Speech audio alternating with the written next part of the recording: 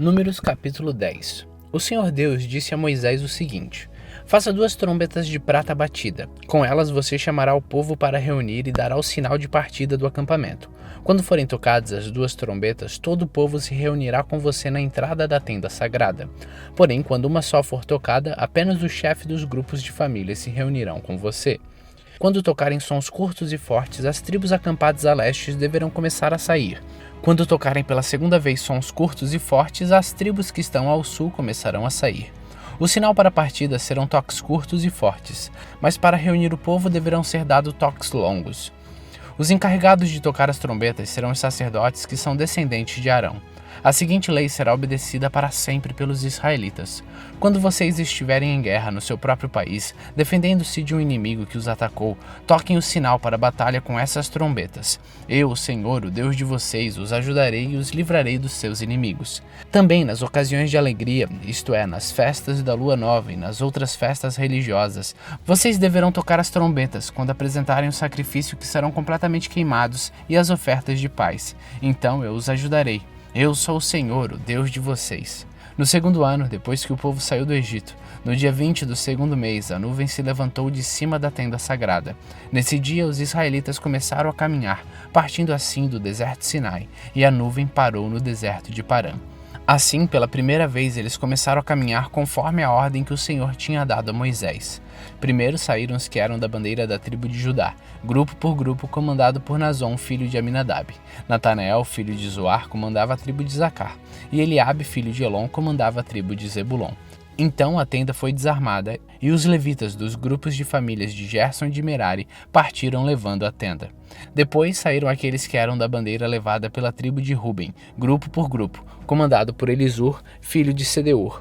Zelumiel, filho de Zurissadai, comandava a tribo de Simeão, e Elisaf, filho de Deuel, comandava a tribo de Gade. Em seguida saíram os levitas do grupo de famílias de Coate, carregando os objetos sagrados. E quando chegaram ao outro acampamento, a tenda já estava armada. Então saíram aqueles que eram da bandeira da tribo de Efraim, grupo por grupo, comandado por Elissama, filho de Amiúde. Gamaliel, filho de Pedazur, comandava a tribo de Manassés, e Abidã, filho de Gideone, comandava a tribo de Benjamim. Depois, atrás das outras tribos, saíram aqueles que eram da bandeira da tribo de Dan, grupo por grupo, comandados por Aizer, filho de Amissadai. Pagiel, filho de Ocrã, comandava a tribo de Azer, e Aira, filho de Enã, comandava a tribo de Naphtali. Os israelitas começaram a caminhar nesta ordem, grupo por grupo. Moisés disse ao seu cunhado Robabe, filho de Jetro, o midianita: nós estamos saindo para o lugar que o Senhor disse que nos daria. Ele prometeu que faria do povo de Israel uma nação rica. Portanto, venham com a gente e repartiremos com vocês coisas boas que conseguiremos. Robabe respondeu: não, eu vou voltar para minha terra e para minha família. Por favor, não faça isso, disse Moisés. Você conhece o deserto e sabe onde podemos acampar. Você poderia ser o nosso guia. Se você vier com a gente, nós repartiremos com você todas as bênçãos que o Senhor nos der. Assim os israelitas partiram do Sinai, o monte de Deus, o Senhor, e caminharam durante 3 dias. A arca da aliança do Senhor ia sempre na frente deles a fim de marcar o lugar de acampar. Quando partiam, a nuvem do Senhor ficava por cima deles durante o dia. Sempre que a arca partia, Moisés dizia assim: ó Senhor Deus, levanta-te e espalha os teus inimigos, e que fujam da tua frente os que te odeiam. E sempre que a arca parava, Moisés dizia assim: ó Senhor Deus, volta para ficar com as milhares de famílias do povo de Israel. Números capítulo 11. Por estarem passando por muitas dificuldades, os israelitas começaram a se queixar a Deus, o Senhor. Quando o Senhor ouviu as suas reclamações, ficou irado e fez cair fogo em cima deles. O fogo queimou no meio deles e destruiu uma ponta do acampamento. Então o povo gritou pedindo socorro. Moisés orou ao Senhor e o fogo se apagou. Aí puseram naquele lugar o nome de Tabera, porque ali o fogo do Senhor havia queimado no meio deles. Havia estrangeiros viajando com os israelitas. Eles estavam com muita vontade de comer carne, e até mesmo os israelitas começaram a reclamar, dizendo: ah, se tivéssemos um pouco de carne para comer. No Egito comíamos peixe quando queríamos, e era de graça. E que saudade dos pepinos, dos melões, das verduras, das cebolas e dos alhos. Mas agora acabaram-se nossas forças, não há mais nada para comer, e a única coisa que vemos é esse maná. O maná era parecido com pequenas sementes brancas meio amareladas. Ele caía durante a noite, com o orvalho. No dia seguinte de manhã, o povo ia apanhá-lo em volta do acampamento. Eles moíam em moinhos e socavam em pilões, cozinhavam numa panela e faziam pães achatados que tinham gosto de pães assados com azeite. Então Moisés ouviu o choro do povo. Cada família chorava na entrada da sua barraca. O Senhor ficou muito irado, e Moisés também ficou aborrecido e disse a Deus, o Senhor: Por que tens me tratado tão mal? Por que estás aborrecido comigo? Por que me destes um trabalho tão pesado de dirigir todo este povo? Eu não fiz este povo, nem dei a luz a esta gente. Por que me pedes que faça como uma babá e os carregue no colo como criancinhas para a terra que juraste dar aos teus antepassados? Onde poderia eu conseguir carne para dar a todo este povo? Eles vêm chorar perto de mim e dizem que querem comer carne. Eu sozinho não posso cuidar de todo este povo, isso é demais para mim. Se vais me tratar desse jeito, tem pena de mim e mate-me. Se gostas de mim, não deixes que eu continue sofrendo desse jeito. O Senhor Deus respondeu a Moisés: Reúna para mim 70 homens, que você sabe que são líderes, entre os mais respeitados do povo de Israel. Leve-os até a tenda sagrada e fique ali com eles. Então eu descerei e falarei com você ali. Tirarei uma parte do espírito que lhe dei e darei a eles, para que o ajudem no pesado trabalho de cuidar do povo. Assim você não precisará fazer isso sozinho. Agora diga ao povo o seguinte: Purifiquem-se para amanhã, vocês vão comer carne. O Senhor ouviu vocês chorando e dizendo que queriam carne e que passavam bem no Egito. Por isso o Senhor lhes dará a carne e vocês a comerão. E não comerão só um dia, nem 2, nem 5, nem 10, nem 20, mas durante um mês inteiro, até que saia pelos seus narizes e vocês ficarão com nojo, pois vocês rejeitaram o Senhor, que está no meio de vocês, e se queixaram, dizendo que nunca deveriam ter saído do Egito. Moisés disse: Estou levando 600.000 homens, e tu dizes que vai dar a essa gente carne para comer o mês inteiro? Onde haveria tantas ovelhas e vacas para matar, a fim de que todos ficassem satisfeitos? Será que todos os peixes do mar juntos poderiam alimentar essa gente? Porém o Senhor Deus respondeu a Moisés: Será que eu tenho tão pouco poder? Agora mesmo você verá se o que eu disse vai acontecer ou não. Então Moisés saiu e contou ao povo o que o Senhor tinha dito. Ele reuniu 70 líderes do povo e pôs ao redor da tenda. Aí o Senhor desceu na nuvem e falou com eles. Deus tirou uma parte do Espírito que tinha dado a Moisés e deu aos 70 líderes. Quando o Espírito veio sobre eles, eles começaram a falar alto como profetas. Porém, isso durou pouco tempo. 2 dos 70 líderes ficaram no acampamento e não foram até a tenda sagrada. Um se chamava Eldade e o outro Medade. O Espírito veio sobre eles e eles também começaram a falar alto como profetas. Então o rapaz foi correndo contar que Eldade e Medade estavam profetizando no acampamento. Aí Josué, filho de Num, que desde a sua mocidade era auxiliar de Moisés, foi logo dizendo: Moisés, meu chefe, não deixe que eles façam isso. Moisés respondeu: Por que você está preocupado com os meus direitos? Quando é que eu deveria estar? Eu gostaria que o Senhor desse o seu espírito a todo o seu povo e fizesse com que todos fossem profetas. Depois Moisés e os 70 líderes do povo de Israel voltaram para o acampamento. De repente o Senhor mandou um vento que trouxe do mar um bando de codornas. Elas caíram no acampamento e em volta, em todas as direções, a uma distância de uns 30 quilômetros, e cobriram o chão em montes de quase 1 metro de altura. Assim todo aquele dia e aquela noite, todo o dia seguinte, o povo trabalhou catando codornas. Ninguém juntou menos de 1.000 quilos, e espalharam as codornas ao redor do acampamento para secar. Quando ainda havia muita carne para comer, o Senhor ficou irado com o povo e os castigou com uma terrível epidemia que matou muita gente.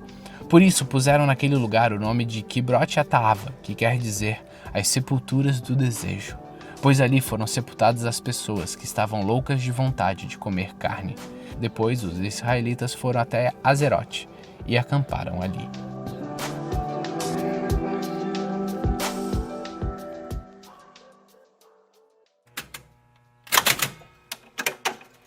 Salmos capítulo 66. Que todos os povos louvem a Deus com gritos de alegria, cantem hinos de louvor a Ele, ofereçam a Ele louvores gloriosos. Digam isto a Deus: como são espantosas as coisas que fazes. O teu poder é tão grande que os teus inimigos ficam com medo e se curvam diante de ti. O mundo inteiro te adora e canta louvores a ti. Todos cantam hinos em tua honra. Venham e vejam o que Deus tem feito. Vejam com espantos as coisas que Ele tem feito em favor das pessoas. Ele mudou o mar em terra seca e os nossos antepassados atravessaram o rio a pé. Ali nos alegramos com o que Ele fez. Pelo poder Ele governa para sempre e os seus olhos vigiam as nações. Que ninguém se revolte contra Deus. Que todas as nações louvem ao nosso Deus, que cantem hinos de louvor em voz alta. Ele nos tem mantido vivos e não nos tem deixado cair. Ó Deus, tu nos puseste à prova, como a prata é provada pelo fogo, assim nos provastes. Tu nos deixaste cair numa armadilha e colocastes cargas pesadas nas nossas costas. Deixastes que os nossos inimigos nos pisassem. Passamos pelo fogo e pela água, mas agora nos trouxestes para um lugar seguro. Levarei à tua casa os sacrifícios que devem ser completamente queimados, e te darei o que te prometi. Aquilo que prometi quando estava em aflição, isto mesmo te darei. Levarei as ovelhas para serem queimadas no altar, oferecerei sacrifícios de touros e cabritos, e a fumaça subirá até o céu. Todos vocês que temem a Deus, venham e escutem, e eu contarei o que ele tem feito por mim. Eu gritei pedindo sua ajuda, então o louvei com hinos. Mas se eu tivesse guardado meus pensamentos no coração, o Senhor não teria me ouvido. Porém Deus de fato me ouviu e respondeu à minha oração. Eu louvo a Deus porque ele não deixou de ouvir a minha oração e nunca me negou o seu amor.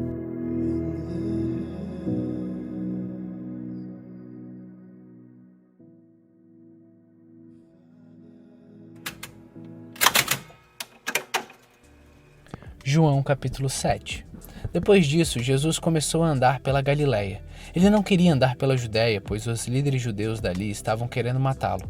Aconteceu que a festa dos judeus, chamada Festa das Barracas, estava perto. Então os irmãos de Jesus disseram a ele: Saia daqui e vá para a Judéia, a fim de que os meus seguidores vejam o que você está fazendo.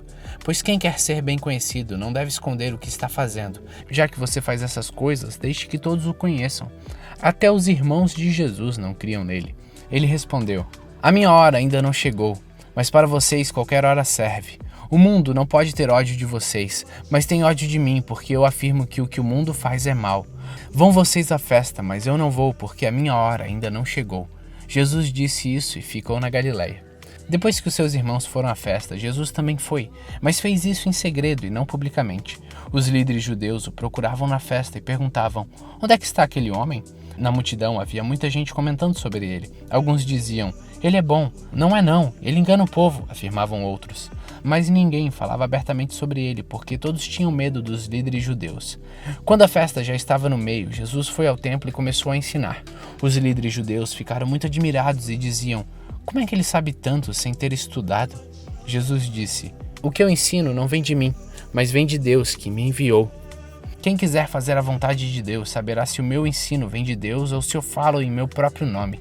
Quem fala em seu próprio nome está procurando ser elogiado, mas quem quer conseguir louvores para aquele que o enviou, esse é honesto e não há falsidade nele.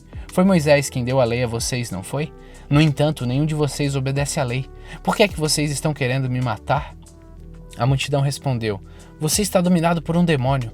Quem é que está querendo matá-lo? Então Jesus disse: Eu fiz um milagre e todos vocês estão admirados por causa disso. Vocês circuncidam um menino até no sábado, porque Moisés mandou fazer isso. Mas a verdade é que a circuncisão não começou com Moisés, mas com os patriarcas. Para não deixarem de cumprir a lei de Moisés, vocês circuncidam um menino mesmo no sábado. Então por que ficam com raiva de mim quando eu curo completamente uma pessoa no sábado? Parem de julgar pelas aparências e julguem com justiça. Algumas pessoas que moravam em Jerusalém perguntavam: Não é este o homem que estão querendo matar? Vejam, ele está falando em público e ninguém diz nada contra ele. Será que as autoridades sabem mesmo que ele é o Messias? No entanto, quando o Messias vier, ninguém saberá de onde ele é, e nós sabemos de onde este homem vem. Quando estava ensinando no pátio do templo, Jesus disse bem alto: Será que vocês me conhecem mesmo e sabem de onde eu sou? Eu não vim por minha própria conta. Aquele que me enviou é verdadeiro, porém vocês não o conhecem, mas eu o conheço porque venho dele e fui mandado por ele. Então quiseram prender Jesus, mas ninguém fez isso porque a sua hora ainda não tinha chegado. Porém muitas pessoas que estavam na multidão creram nele e perguntavam: Quando o Messias vier, será que vai fazer milagres maiores do que este homem tem feito? Os fariseus ouviram a multidão comentando essas coisas sobre Jesus e por isso ele e o chefe dos sacerdotes mandaram guardas para o prenderem. Jesus disse: Eu vou ficar com vocês só mais um pouco e depois irei para aquele que me enviou. Vocês vão me procurar e não vão me achar, pois não podem ir para onde eu vou. Então os líderes judeus começaram a comentar: Para onde será que ele vai que não poderemos achar? Será que ele vai morar com os judeus que moram no estrangeiro? Será que vai ensinar aos não-judeus? O que será que ele quis dizer quando afirmou: Vocês vão me procurar e não vão me achar, pois não podem ir aonde eu vou? O último dia da festa era o mais importante. Naquele dia, Jesus se pôs de pé e disse bem alto: Se alguém tem sede, venha a mim e beba. Como dizem as Escrituras Sagradas, rios de água viva vão jorrar do coração de quem crê em mim. Jesus estava falando a respeito do Espírito Santo. Aqueles que criam nele iriam receber. Essas pessoas não tinham recebido o Espírito porque Jesus ainda não havia voltado para a presença gloriosa de Deus. Muitas pessoas que ouviram essas palavras afirmavam: de fato, este homem é o profeta. Outros diziam: ele é o Messias. E ainda outras pessoas perguntavam: mas será que o Messias virá da Galileia? As Escrituras Sagradas dizem que o Messias será descendente de Davi e vai nascer em Belém, onde Davi morou. Então o povo se dividiu por causa dele. Alguns queriam prender Jesus, mas ninguém fez isso. Os guardas voltaram para o lugar onde estavam os chefes dos sacerdotes e os fariseus e eles perguntaram: por que vocês não trouxeram um homem? Eles responderam: nunca ninguém falou como ele. Então os fariseus disseram aos guardas: será que vocês também foram enganados? Por acaso alguma autoridade ou algum fariseu creu nele? Essa gente que não conhece a lei está amaldiçoada por Deus. Mas Nicodemos, que era um deles, e que certa ocasião havia falado com Jesus, disse: de acordo com a nossa lei, não podemos condenar um homem sem ouvi-lo primeiro e descobrir o que ele fez. Por acaso você também é da Galileia? Perguntaram eles. Estude as Escrituras Sagradas e verá que da Galileia nunca surgiu nenhum profeta.